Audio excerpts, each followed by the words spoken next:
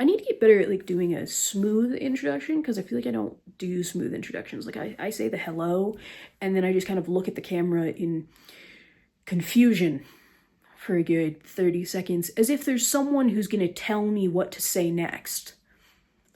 Which is why I write scripts and then I don't follow them. It's been a really long couple of weeks. Like, I feel like eons have been passed in the past 2 or 3 weeks. And that fucking sucks. I'm not gonna get into it, but the Oscars. Everything happening with the Oscars is just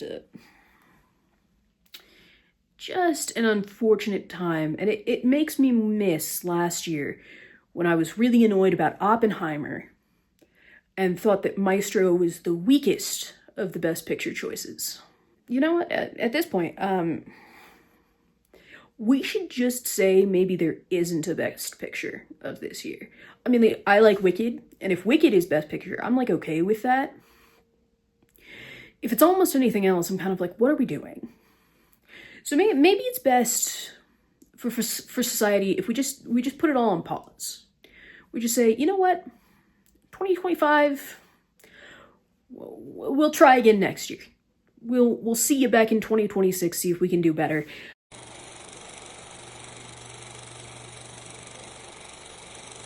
Hi, my name is Emma, and if you're new here, I'm gonna let you know now that I am a film school graduate, and I basically never stopped talking about it. I'm very sorry about it, very apologetic, but I do never stop talking, which is kind of the point of the YouTube, Instagram space that I've built. So if you've clicked on this video, you might be wondering what the series Why You Should Watch is, which is fair because I've never done one before. Everybody and their relatives will tell you that there are movies that you must watch in your life, especially if you study film. Even if you don't study film, you always have that friend or that relative who's like, you gotta watch Citizen Kane. Most people don't get told to watch Citizen Kane if you're not in film school. Pulp Fiction. People think that you absolutely must watch Pulp Fiction, and then if you haven't watched Pulp Fiction, then you're missing out on this grand experience. And if you say to someone, I've never seen Pulp Fiction, they will look at you with a raised eyebrow and be like, how have you never seen Pulp Fiction in insert number of years of being alive? I want to head this off now. I have seen Pulp Fiction. But anytime this happens, it always comes with this lecture about how the film that they're talking about is very important, very good, you have to watch it, and you have to watch it immediately. It'll change your life. Intimately familiar with this lecture. I've received it. And frankly, I've probably given it. And while I am sorry about it, I am also making a series about why you should watch those things. So I'm obviously not too sorry. When you have that conversation, the only response that you can really give at the end of the lecture about why you should watch the movie is, oh, I'll put it on the list. While I have a literal list, most people don't have a literal list. It's just kind of the metaphysical list of like, I'll get to it. Yeah, of course I know I should do the thing, right? And while the title of the series is Why You Should Watch, I'm actually not specifically trying to get you to click off of this video, go sit down and watch the movie I'm talking about. I mean, like, if you do, that would be awesome. I would be thrilled. I'd like to think that I'm going to tell you about movies that, like, are actually worth looking at. But my goal is to provide a very concise explanation of the movie and why it matters through, like, a cultural lens, and then why it matters through, like, an artistic lens, so that, like, you know why it matters. Even if you never want to watch Citizen Kane, my hope is that if I make a video about Citizen Kane, because despite the fact that that's one of the only titles that's popped up in my discussion so far. I'm not talking about Citizen Kane. You will understand why people regard it in the way that they do, even if you never want to sit down and watch it.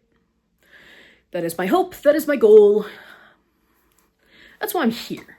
Despite avoiding mentioning the title of the actual film that we're going to talk about today in the entirety of that introduction, our film for today is Casablanca. And I want to tell you why I picked Casablanca. And so, despite the fact that this video is hopefully coming out in 2025, I did not come up with concept this year.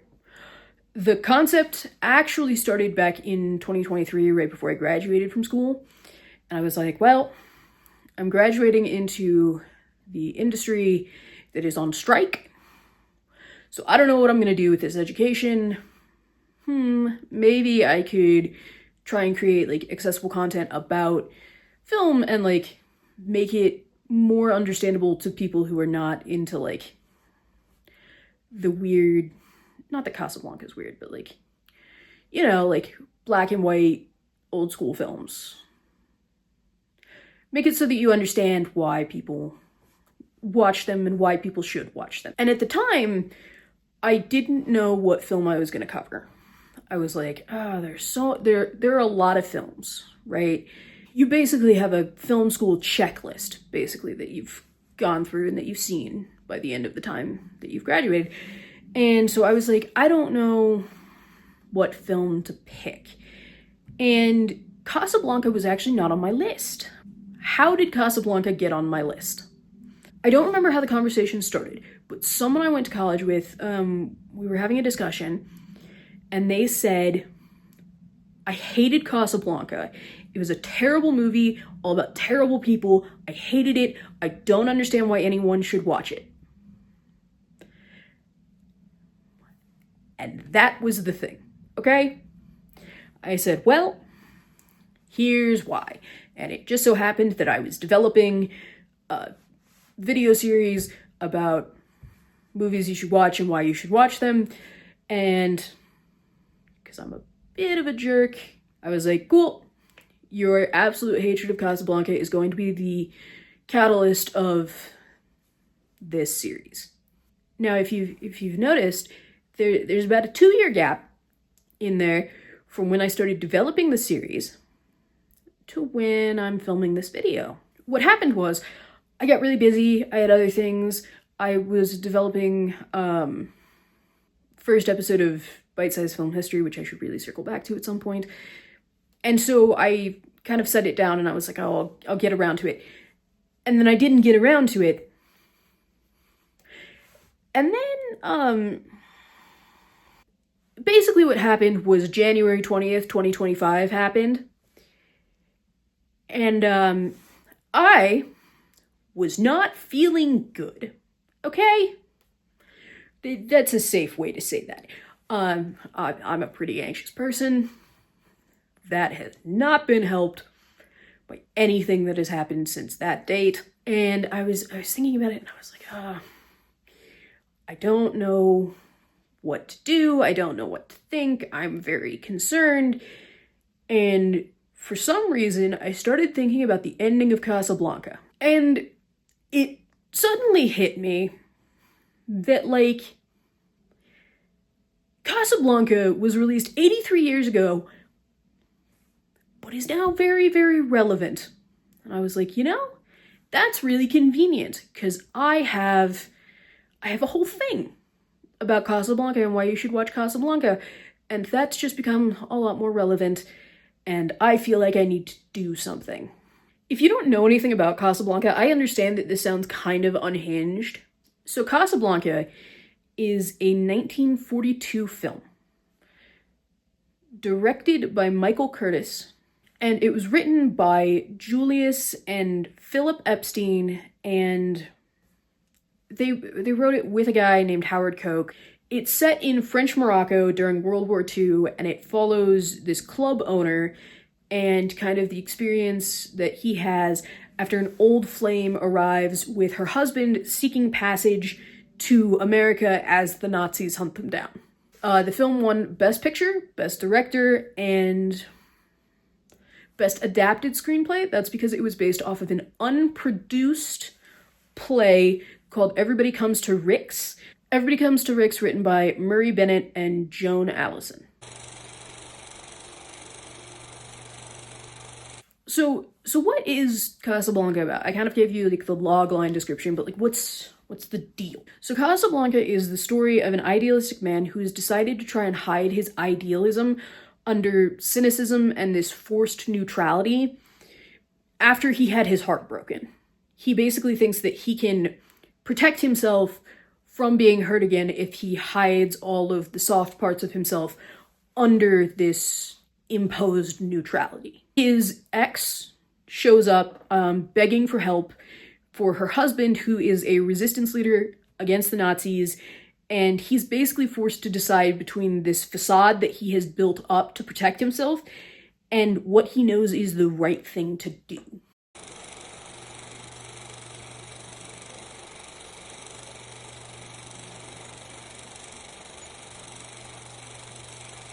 In theory, there's two parts of Casablanca. You have the romance and you have the political, but in my personal opinion, you can't really strictly separate the two because the romance of the movie is political and the political is the romance.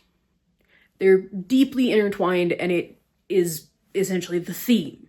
Casablanca is about Rick realizing that hiding away your romantic and idealistic nature under this facade is not a way to live, and that there are things larger than oneself and you have to commit to defending those, even when it's difficult, even when it hurts.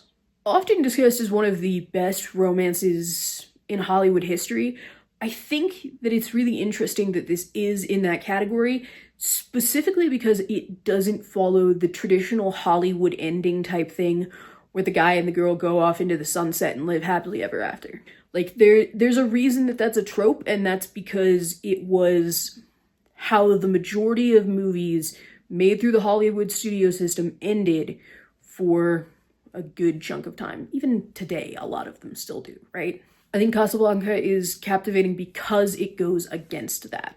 It has this man who has the opportunity. He could walk off into the sunset with the woman that he loves, and he realizes that he can't. They owe it to themselves and everyone else to do the thing that is more important than them. He ultimately puts his lover, Ilsa, on a plane with her husband to go to America to continue their work, and he leaves to go start his own fight against fascism. I'm hoping that, like, I can explain the movie and people are like, oh, I understand why you watched the inauguration and the aftermath of the next week and felt like, oh, yeah, this feels relevant. And as important as that romance is, it's the vehicle of that theme, right? Theme ultimately being that you have to be a part of the world and you have to stand up for what is right instead of doing what is easy. And you have to take the risks even if they lead to you getting hurt again. Because it can be very easy to just drown yourself in cynicism and be like, well, it is what it is. I'm not going to try and protect anybody. I'm just going to protect myself because I can keep myself from getting hurt. Look, I'm not going to show clips of the movie because even though I'm legally entitled to due to like fair use and stuff, large companies really like to prey on the fact that small creators don't have access to the money or lawyers that they do, so they can blacklist the video. So I'm just gonna tell you about the relevant scenes, okay? I'm sorry. At the end of the film, Rick has gone to the airport with Ilsa. Rick has basically implied to Ilsa that he and Ilsa are gonna get on the plane together and go to America, and they're going to leave Victor Laszlo, her husband, and the resistance leader in Casablanca. This has been the implication that's been made to her. It's the implication that was made to Rick's policeman friend, but not the implication that's been made to Victor. And so they get to the airport. And Rick is like, hey, Louis, the policeman, I want you to fill these out. And it's these letters of transit, which are kind of the letters of transit are important, and they're kind of the vehicle of which the whole plot of the film revolves around, because they are the only kinds of transit that you can get out of that can't be stopped without question. Okay? So Rick had these letters of transit. He only has 2 of them, and he has told Ilsa that he and Ilsa are going to leave together. He has told Victor that Victor and Ilsa are going to leave together, and he has told Louis, the policeman, that he and Ilsa are going to leave together. So they're at the airport. Rick tells Louis to fill out the letters of transit because it will look more official being signed by the head of police, right? And he tells him to sign it for Mr. and Mrs. Victor Laszlo. And Ilsa is like, wait, what? I thought you were coming with me. And this is a section of dialogue from the film. And it's Rick saying, I'm no good at being noble, but it doesn't take much to see that the problems of 3 little people don't amount to a hill of beans in this crazy world. And then he goes on to say, if that plane leaves the ground and you're not with him, you'll regret it. Maybe not today, maybe not tomorrow, but soon and for the rest of your life. And it's Rick basically saying, yes, we could do the easy thing. We could walk off together and be happy for a time. But you and I will both always regret the fact that we didn't follow through on standing up for what was right and doing the right thing. And while the 3 of us might be hurt by this, a lot more people are going to be hurt if we don't do it. There's another scene that really shows this off earlier in the film where Rick is at his cafe and this woman approaches him and she's basically like, the police captain has offered my husband and I exit visas that we cannot afford if I sleep with him. Granted, it is not that explicit because the Hays Code exists. This is a code era film, so she's not able to explicitly say, as a character, the police captain has offered to sleep with me in exchange for exit visas, but that's the implication. Okay? The implication is that she and her broke husband have fled Bulgaria and are trying to get to the United States as refugees. And though they can't afford the exit visas, the police captain has said that if he is allowed to sleep with the wife, he will give her the visas. And the wife has come to Rick to ask if the police captain is an honest man. Will he do it? Will he give them the visas if she does it? And then she kind of asks, kind of in a roundabout way, like, if the woman that you loved did this and you never found out and you did it for, and she did it for your happiness, would you be able to forgive her, right? And this is to Rick, who the entire film prior to this moment has been very removed, right? He doesn't get involved with customers, really. He doesn't engage with them. He has made a point of saying that he will not stick his neck out for anybody. Everybody's problems are their own, and he isn't getting involved. That's been kind of the thing for the whole film. And this is the first time that we see Rick moved.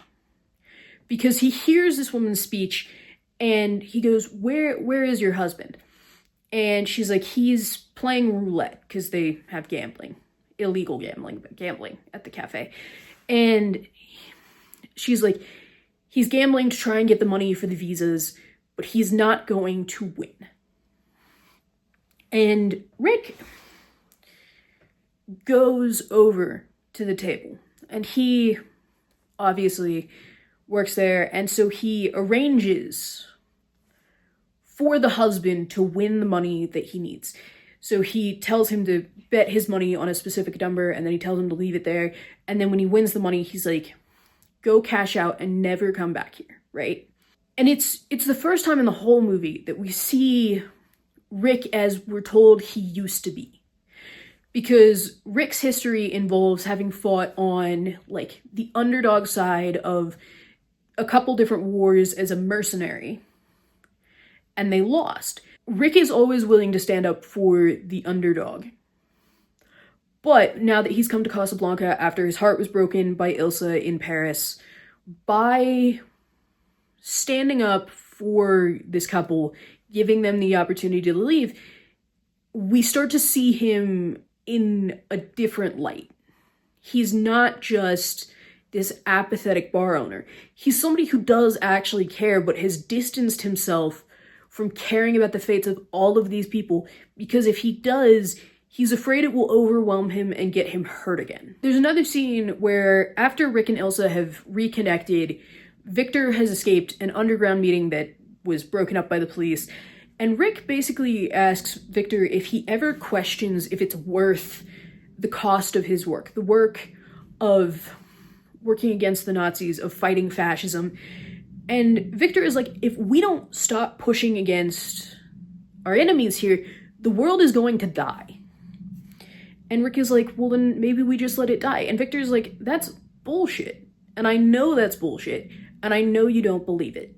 And it's this idea of, like, you can pretend all you want and try and put up all of the barriers that you want, but it's never going to stop the fact that you're still able to get hurt, even if you try and distance yourself from it.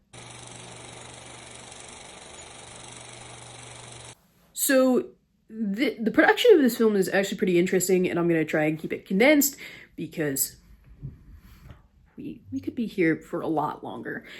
Yeah, so when they were shooting it, no one expected this film to amount to really anything, let alone that over 80 years later, it's in contention for being one of the greatest films of all time. The script wasn't even finished when they started shooting, and while they were in the middle of production, there was a lot of debate about how it was going to end and what they were going to do. And they ultimately ended up deciding on the ending that they have now, but actually the iconic ending line of, "Louis, I think this is the beginning of a beautiful friendship," was recorded and added a month after they finished shooting. Ingrid Bergman, who played Ilsa in the film, really, after the fact, spoke about how difficult it was because she never knew whether she was supposed to be portraying herself as being in love with Victor or being in love with Rick. And so that was really difficult for her because they wouldn't outright tell her because they didn't strictly know, because they didn't know how the film was going to end. That being said, Ingrid Bergman and Humphrey Bogart's performances are fantastic. The other thing that really limited the production was the Hays Code, which I mentioned earlier. The Hays Code, if you don't know, was a self-imposed morality code that studios adhered to for most of the 20th century, and both Rick and Ilsa's reunion and the police captain's extortion of women seeking visas had to become a lot more implicit. I'm gonna make a video one day about the Hays Code, because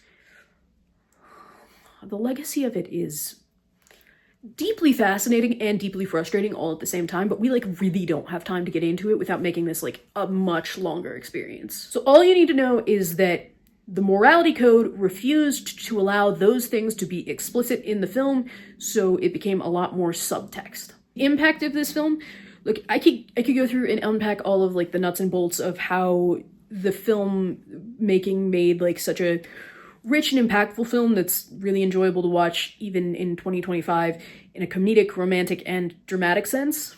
I could go through and tell you all of the lines from the film that have kind of slipped into casual vernacular, like the phrase "the usual suspects" came from this film, lots of stuff like that. I think that Casablanca would have been a good film at any time that it came out, but I think that Casablanca partially became great because of when it was released. The studio pushed the initial release so that it coincided with the Allied invasion of North Africa. And more than that, I think that it's the fact that it is a World War II film that really boldly condemns fascism that came out in 1942. Victor Laszlo, who is Ilsa's husband and kind of the romantic rival of Rick, but also the what's the word? Resistance leader against the Nazis says to Rick right before he gets on the plane that he's welcoming Rick back into the fight. He's welcoming him back into being a part of things. And he says that he knows this time their side will win. Because Rick has been on the losing side so many times, right? But Victor is very clear. He's very straightforward, and he's like, this is a fight that we are going to win. And here's the thing. The thing that always gets me about this film is that it was released in 1942. It would be over 2 years before the war would end. There was no way at that time to kind of look into the future and be like, I know that the Allies will come out on top. But they say it boldly, and they proclaim that the sacrifices of it will be worth it. It is worth it to stand up to fascism. It is worth it to do the right thing. It is worth it to be idealistic, even if it can hurt you. I don't mean this the way it's going to sound. It's not the empty choice of showing a World War II film made after World War II where the Allies have won. Because that's history. That's what happened. They didn't know what was going to happen at that point. It's not a choice that was made because they were writing it in the 1970s and they know that ultimately the war will be won, and so it's... What I'm saying is, it was a choice of hope. It was a choice of hope from the writers to say, fuck fascism. We're going to do the right thing, and we are going to succeed against all of the things that are facing us. Even though they didn't know whether or not it would, they chose to believe that they could. It's a call to action to not be the sort of person who gets so bogged down in their own fears and their own troubles that they're willing to let the world destroy itself in revenge. Because that's where Rick is at the beginning.